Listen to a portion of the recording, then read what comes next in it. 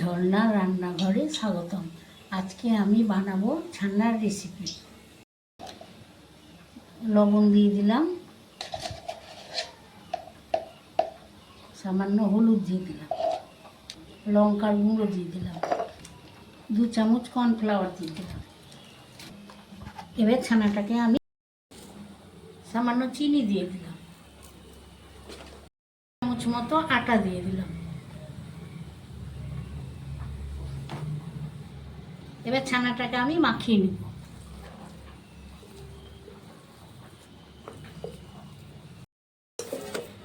ছানাটা আমি মেখে নিলাম।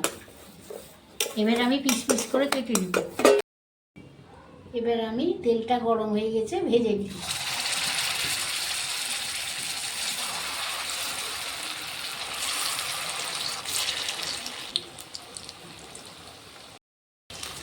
ছানার বড়াটা ভাজা হয়ে গেল, আমি তুলে দিলাম। ওই তেলে আমি আলুটা ভেজে নিলাম। আলুটা ভাত দিয়ে দিয়েছিলাম,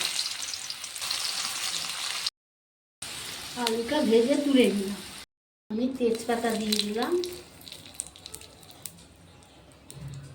শুকনো লঙ্কা আর লবঙ্গ, এলাচ আর দারচিনি, জিরা ফোড়ন দিয়ে দিলাম, আর ধনে আর শুকনো লঙ্কা বাটা আছে, বাটা মশলা।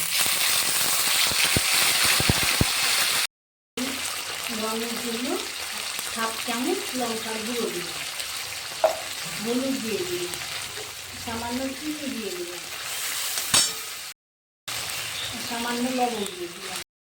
এই মশলার মধ্যেই টমেটো দিয়ে দিলাম, আদা কুচি দিলাম,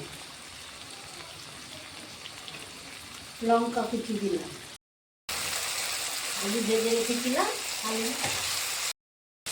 টক দইটা ফেটিয়ে রেখেছিলাম দিয়ে দিলাম। এর মধ্যে আছে কাজু, কিশমিশ আর পোস্ত বাটা দিয়ে দিলাম।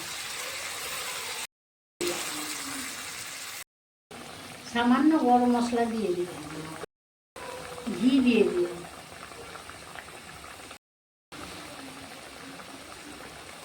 কাসুরি মেথি দিয়ে দিলাম। এবার ভেজে রাখা বড়াগুলো দিয়ে দিলাম।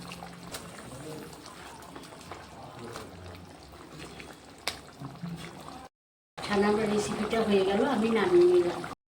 আজকে আমি বানালাম ছানার রেসিপি।